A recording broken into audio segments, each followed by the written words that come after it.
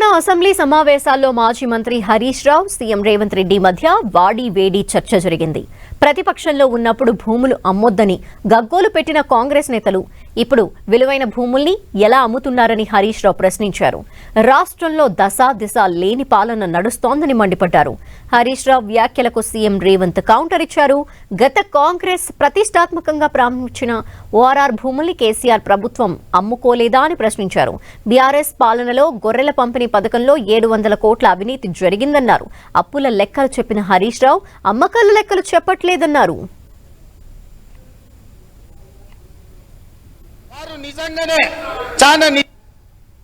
మన సోకుల కోసమో మనం బతకడానికో మనము భూములు అమ్మవద్దు అని నాడు ముఖ్యమంత్రి గారు చెప్పారు.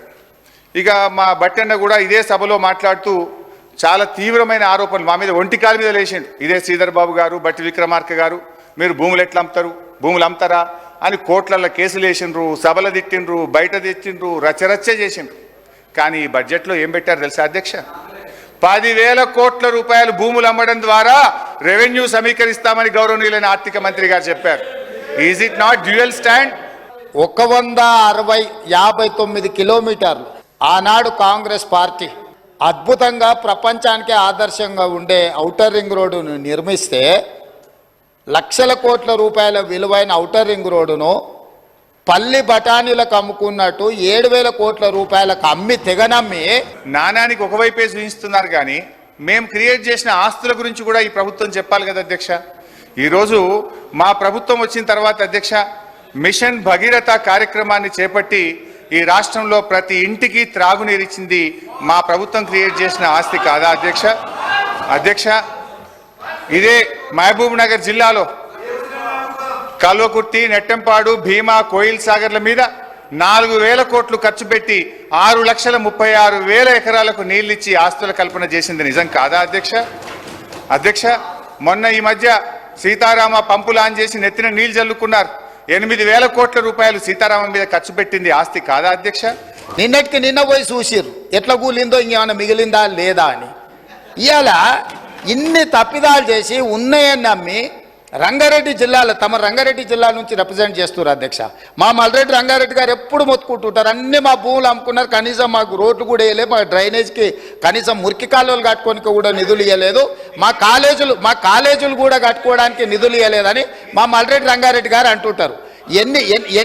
ఎన్ని వేల కోట్ల రూపాయల భూములు అమ్మినరో ఇవాళ లెక్క తీద్దాం అధ్యక్ష. ఇవాళ అప్పుల లెక్క ఏదైతే చెప్తుండో అమ్ముకున్న లెక్కలు చెప్తలేడు. ఇవాళ మేము ఇది కట్టినాం, మేము అది కట్టినాం, ఈ కట్టడాలు చెప్తున్నాం, అమ్ముకున్న లెక్కలు కూడా తెలవాలి కదా అధ్యక్ష. మీరు మీ సోకాల్ తెలుగుదేశం కాంగ్రెస్లు మహబూబ్ నగర్ జిల్లాకు ఒక్క మెడికల్ కాలేజ్ ఇవ్వలేదు. మేము 5 ప్రభుత్వ మెడికల్ కాలేజీలు మహబూబ్ నగర్ జిల్లాలో పెట్టాం అధ్యక్ష. ఇట్లా మహబూబ్ నగర్కి ఏం చేశామో చర్చ పెడదామంటే రోజు పెట్టండి, నేను డీటెయిల్గా చెప్పడానికి రెడీగా ఉన్నా.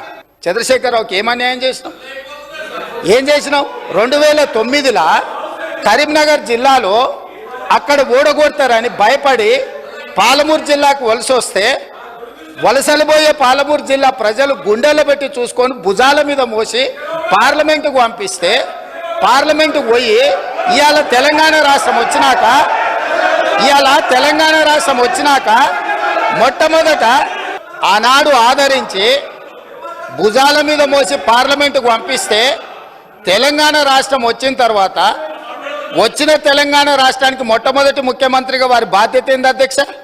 చేతగానమ్మకు మాటలు ఎక్కువ అనే మాట ఇది మాకు కాదు, ఆప్ట్గా కాంగ్రెస్ పార్టీకి మీకే వర్తిస్తుంది అధ్యక్ష. మొత్తం మీద వీళ్ళ స్ట్రాటజీ ఏమిటంటే ఎన్నికలప్పుడు బజాయించు హామీల డంక అమలు చేయకుండా ఉండేందుకు వెతకాలే ఏదో ఒక వంక. ఇది వీళ్ళ స్ట్రాటజీ.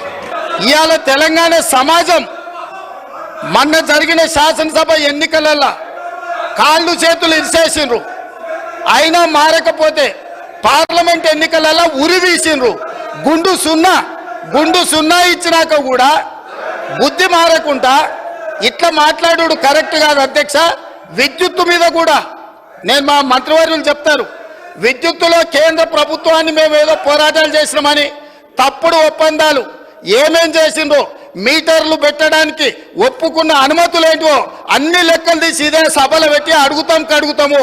ఇప్పుడు మీ ద్వారా వారు నిజంగానే చాలా నిజాయితీగా నడుపుంటే నేను ఒక్కటే మాట అడుగుతున్నా, బతుకమ్మ చీరల మీద, కేసీఆర్ కిట్ల మీద, గొర్రెల పంపకాల మీద, ఈ 3 పథకాల మీద మీరు గొప్ప పథకాలు అంటున్నారు కదా, దీని మీద విచారణకు సిద్ధంగా ఉన్నారా? దీని మీద సమాధానం చెప్పండి అని నేను అడుగుతున్నా అధ్యక్ష.